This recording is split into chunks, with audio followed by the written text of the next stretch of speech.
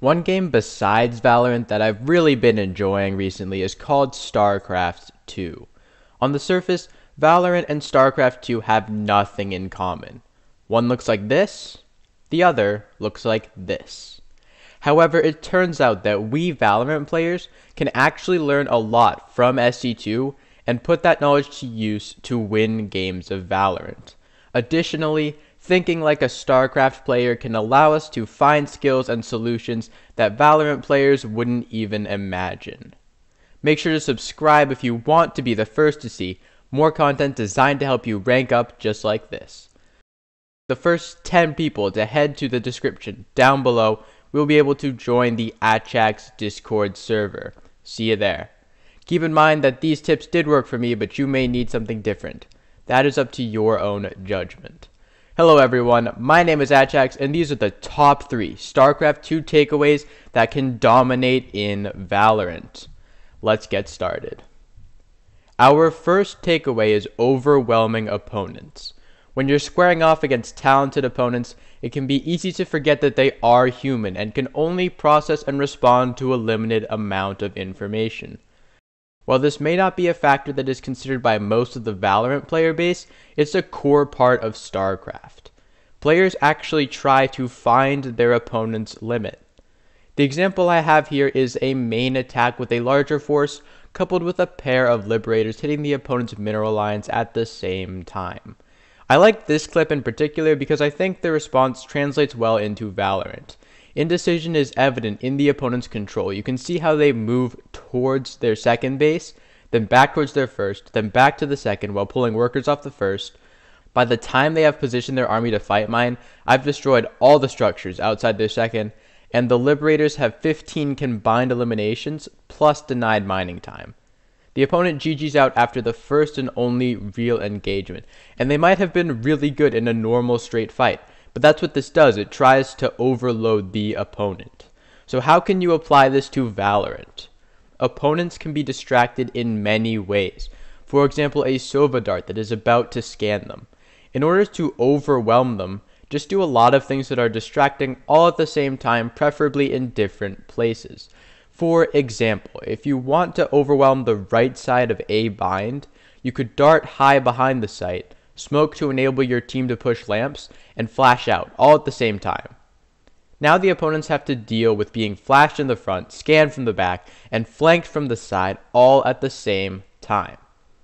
Just like in StarCraft, even if they can defend one side, the others can swoop in to finish the job. Our second takeaway is APM. APM stands for actions per minute. People frequently describe becoming faster as moving more quickly in a set unit of time, but APM views speed as moving more often in that same unit. Essentially, it's the cadence of doing stuff, and it's such a core part of StarCraft that it's one of the 4 metrics measured in this part of the score screen.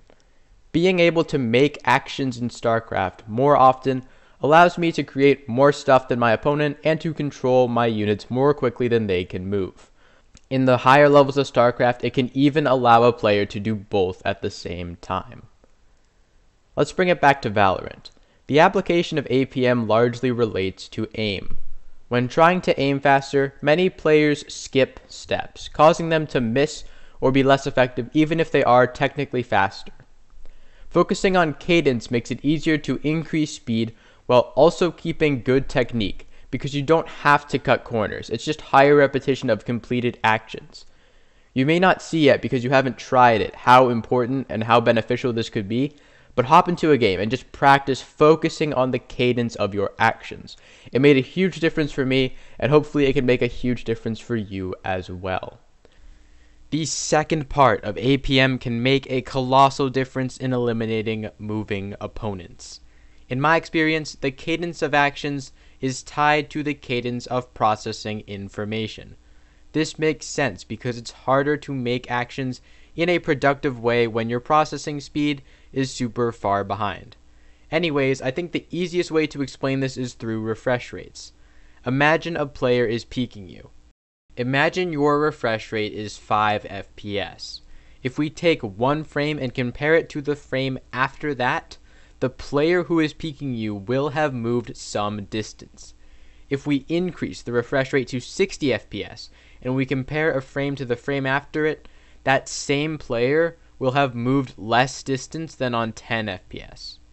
Having a higher cadence of processing will make the opponent appear slow, and as the cadence gets higher and higher, it gets close to this kind of local stationary nature.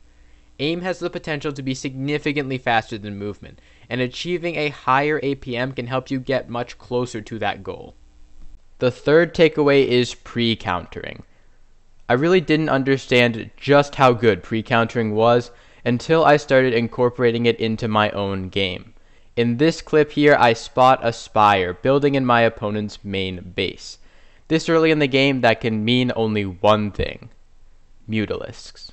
Upon seeing the spire, I build missile turrets in my main and a Thor, but other than that, I don't change what I'm doing too much. Fast forward a few minutes and the mutas arrive across the map. They were countered before they were even made, and so they don't get anything important done. And now my opponent is on the back foot big time. Pre-countering accomplished 3 things here. It stopped me from losing to Mutalisks, so that's good. It also gave me a very efficient trade. It's like my opponent took 4 moves that I countered in 1, and very importantly, this means that I get to use the other 3 moves to build a lethal counterattack. The third benefit is limiting the opponent's chances. Basically, unless I make a huge mistake somewhere, and to be fair, that's far from impossible, my opponent probably can't afford to have a result like this too many more times, if even one more time. In Valorant, pre-countering has a similar effect. A lot of people might not immediately see how to apply this, so here is an example. Let's say your opponents like to do a utility dump fake before hitting the other side of the map, which is a pretty common scenario in competition. If you see or feel the tell for that strategy, which would be like scouting the spire in SC2, you can read the fake and pre-counter it. Instead of overreacting to the fake, you can counter their utility with a minimally adequate amount of your own, avoid a full rotation, and throw some sort of aggressive information utility on the other side of the map at a good timing to spot out the opponent's real attack very early. At this point, the opponents have successfully wasted all of their utility, wasted 30 seconds doing it, and now have to choose between trying to rush their attack ahead of rotates and forcing terrible fights, taking a team fight with no utility against a fully stacked defense, and rotating back with minimal time for a desperation attack where they originally faked. Obviously, none of these are ideal options for the attackers, and you can set up winning situations like this one with pre-countering. While Valorant and SC2 may seem very different on the surface, peeling back the layers lets us see how they work around the same concepts. And with this video, I've only just scratched the surface of what SC2 has to offer. If you want to see more videos with StarCraft, let me know in the comment section down below. Don't forget to subscribe, best of luck, and have a great day.